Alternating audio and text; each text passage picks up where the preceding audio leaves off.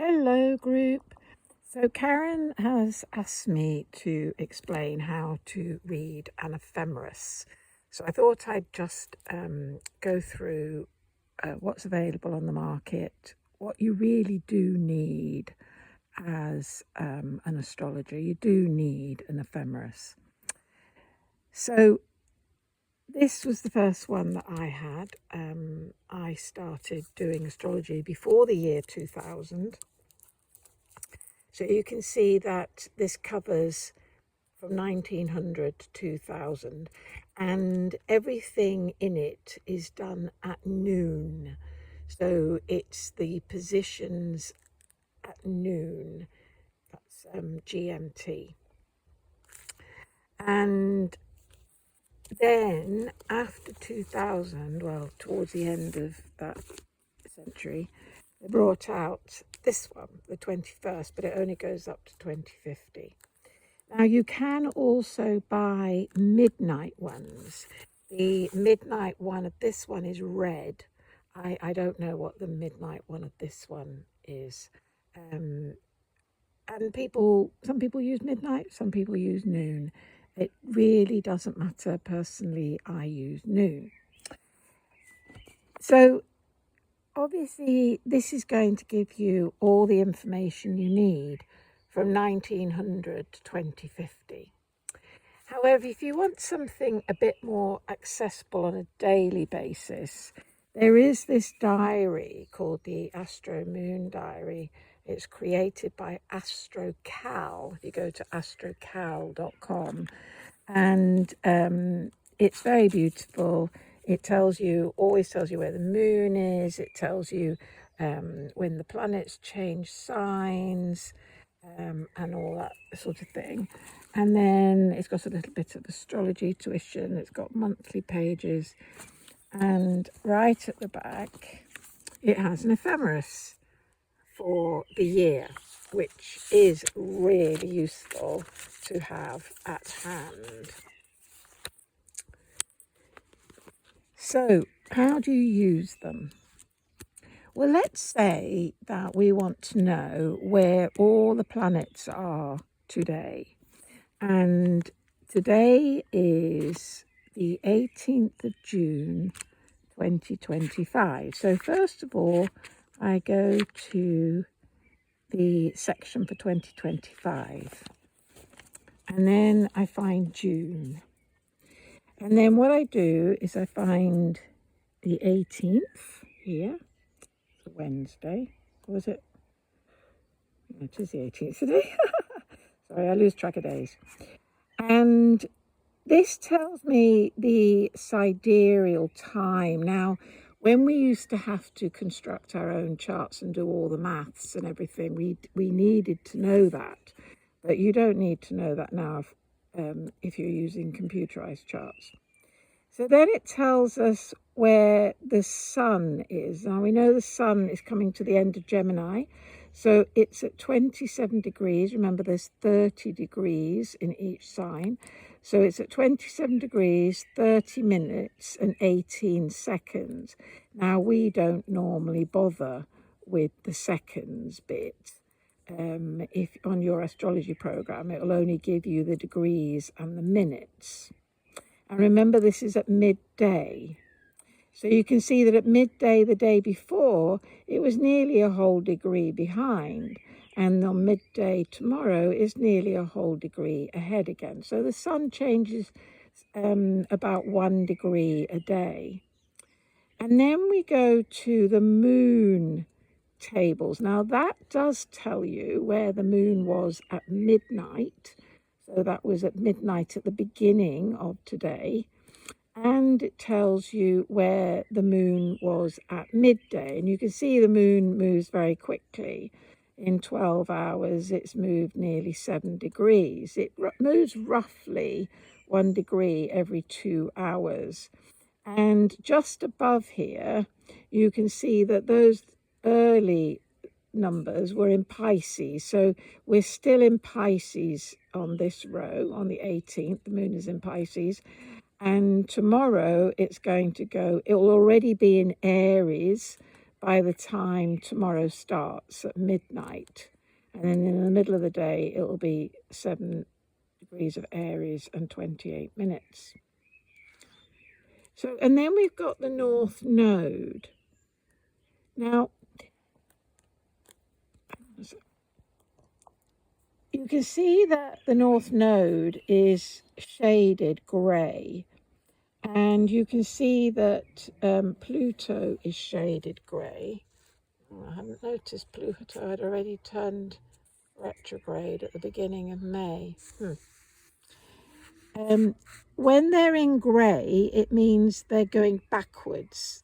They're in retrograde. Now, the thing is that the North Node is almost always in retrograde. It's hardly ever going direct. It's always retrograde. The R means retrograde. So you can see here, it says R at the top of the column and it's shaded grey. Then you know that planet is in retrograde. So the North Node is always in retrograde anyway. It goes backwards through the signs. And we can see that today the North Node is at 22 degrees and 15 minutes of Pisces, very close to my sun. And then we come across, and this is the column for Mercury. So we can see at the beginning of the month it was in Gemini, but then it changed into Cancer on the 9th of June. And now it is currently, today, it was at 17 degrees and 39 minutes of Cancer. And we can do the same for Venus. Started in Aries, went into Taurus on the 6th, and now it's at 12:35 of Taurus. Now, when we see planets that have similar numbers, then we can look at the signs. Taurus and Cancer, those are not neighbouring signs, but there's only Gemini in the middle. So those are sextiles. So we immediately know that today Venus and Mercury are sextile to each other. And then we see here's Mars has just gone into Virgo, now at 0:38. Jupiter is just recently gone into Cancer, is nearly at 2 degrees already. Saturn is in Aries, you see at the top here, Aries, and it is currently at 1 degree 25 minutes. Uranus is still in Taurus, you see at the top of the column it says Taurus, and is at 29 degrees and 4 minutes, so it's really close now to get moving into Gemini. And then Neptune at the top of the column says Aries, and it's at 2 degrees 6 of Aries. And Pluto, which is now in retrograde, is at 3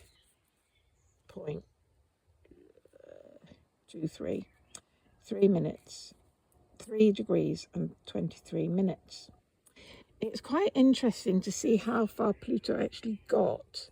It got as far as 3 degrees and 49 minutes, which is almost 4 degrees. You know, that was quite a long way to have gone into Aquarius. It was well embedded at that point. So other things we can look at is down here.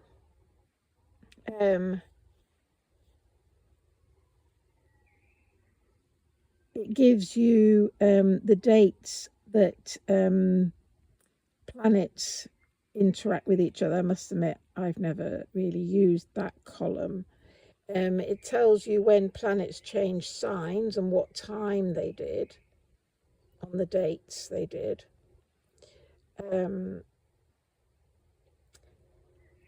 And it gives you the aspects. I must admit, I've never used that column. And again, and then this one I have used. This is the phases of the moon. So you know that on the 12th at 3 minutes to 5, we had the full moon and it was at 22 degrees of Scorpio. And then on the 27th of June, at 3:04 a.m. we're going to get the new moon at 6 degrees. Oh, I'm sorry, I'm looking at May. Sorry, I'm so sorry. The top layer was for May. You see, astrodata May. I thought it was a bit odd. I thought, hang on a minute, we haven't, but the new moon's on the 25th and it's in Cancer. Look, there it is. It's on the 25th, 10:33 in Cancer. So that's the little thing for June. And I must admit, don't use any of that, don't know much about it. But if you wanted to know where Chiron is, on the 1st of June, it was at 25, Aries 43. And it doesn't change much, so 24, Aries 05. So, you know, if you're born in the middle of the month, then your Chiron is roughly halfway between those two. Okay, so I hope that answers your questions.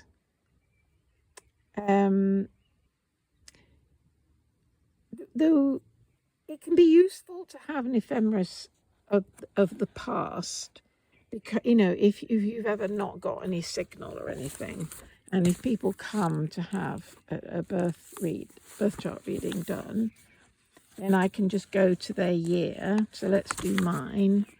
So I go to 1957.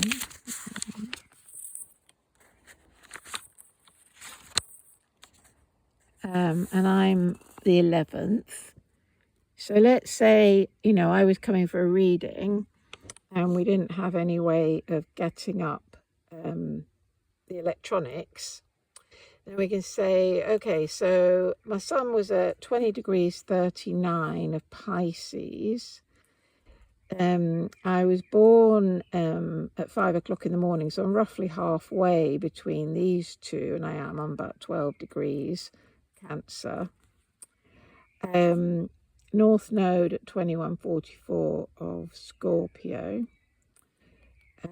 Mercury at 1215 of Pisces, and Venus at 12:1 of Pisces, so they're really close to each other. Mars at 2559 of Taurus. Now I see that, and then I go back to this North Node, 2144, Scorpio. Taurus is opposite Scorpio, and those numbers are quite close together, 21 and 25. Mars on a South Node. And then we've got Jupiter, 2741 of Virgo. That's trining that Mars. Similar numbers. And they're both earth signs, so it has to be a trine. And then we go to Saturn at 14 Sagittarius. We've had a number similar to 14 already.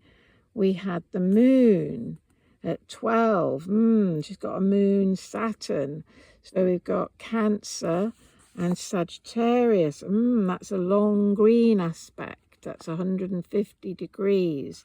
Okay, she's got a moon Saturn in conjunct, suggests, you know, sort of stuff around her emotions and her mother, confusion. And then we've got Uranus at 3 degrees of Leo and Neptune at 2 degrees of Scorpio.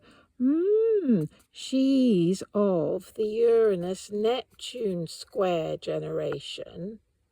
And she had nothing else at 2 or 3 degrees. So this is a completely isolated aspect, a square. So that's going to be an interesting thing to find out about, because it's very different. And then we've got Pluto at 2841 of Leo, retrograde. It had already gone into Virgo. There are people born in 56 who had Pluto in Virgo, and then it went backwards into Leo. And I'm one of the group who were born on its backward trajectory. So that's quite interesting. And this Pluto in Leo was all the World War II stuff that went on. This was right at the tail end of that. So that's already given me quite a lot of information about some of the relationships between the planets. But on the surface, it doesn't tell me what the ascendant is. So we're not sure, like, where if the sun's at the top of the chart or the bottom of the chart or the left or the right. But we can actually figure it out because I know that I was born at 5 a.m. Now, in March, 5 a.m., it's still very dark. The sun has not risen yet. In fact, it's still got another 2 hours to go. So that immediately tells me that the point on the eastern horizon where the sun would then rise over, the sun is actually still down here somewhere. It hasn't got to that ascendant yet. It's still got a way to go before it actually rises over the ascendant. So I know this is Pisces because I'm sun in Pisces, and the sign behind Pisces is Aquarius. So it's quite likely I'm Aquarius rising, and I am. So you can work out a lot from somebody's chart just by looking at an ephemeris. The other thing that is also really helpful, and that you do have to have the this ephemeris for, is to figure out when things are going to happen. So I'm currently following this small talent triangle that's being set up by the three gods. It first got set up in September for a few months, and it's about to be set up again in a few days. It will really kick in when Uranus goes into Gemini on, I think it's July the 10th. But we're going to be getting this triangle moving in and out until 2029. Now, the big planets, they only come into relationship with each other when they are very close together in degrees. If they have to be within 3 or 4 degrees of each other. In fact, because they're blue, it's even less. So a short blue, they have to be within like 2 degrees of each other, and a long blue like 3 degrees of each other. So the numbers have to be really tight. So look what happens when Uranus goes into Gemini. So it is at 0, Neptune's at 2, and Pluto is at 3, and even Saturn is at 1. Now, for them to all be at similar degrees, that's really powerful, especially when it's the big change makers. And anyway, this is what I'm going to talk about in my solstice webinar. But I just wanted to point out. So one of the things that I now want to look for is when they do that again. So if we look here, for example, they've both got Uranus and Neptune both went retrograde back into Taurus and back into Pisces, but Pluto didn't.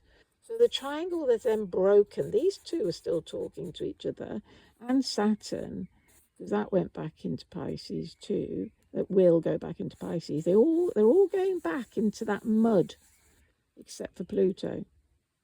And so it now is disconnected from these three. So let's flick a few more pages. See, now look, we've got 988, May 2028. So let's go back a few pages. 646, that's still close enough. 954, ooh. maybe Uranus and Pluto, but definitely kicking back in again at this point, September 2027. So what I'm going to do, you see, is I'm going to look for all the points where they kick back in again, because I'm seeing it as like a series of portals that we're going through. So to do this on this computer program, to look ahead and see what's actually going on, look, 15, 8, 9, you know, they're miles apart. That's really slow to do with the astrology program, the computer program. This is how you do it. This is how you do it quickly. Oh, we've gone too far anyway. We've gone to 30. I know it finishes in 2029. 17, 8, 8. 16, 11, 9. 10, 8. There you go. So it's ending spring, summer of 2029. Anyway, I hope you found that helpful. Let me know whether you have. Okay, loads of love. Bye.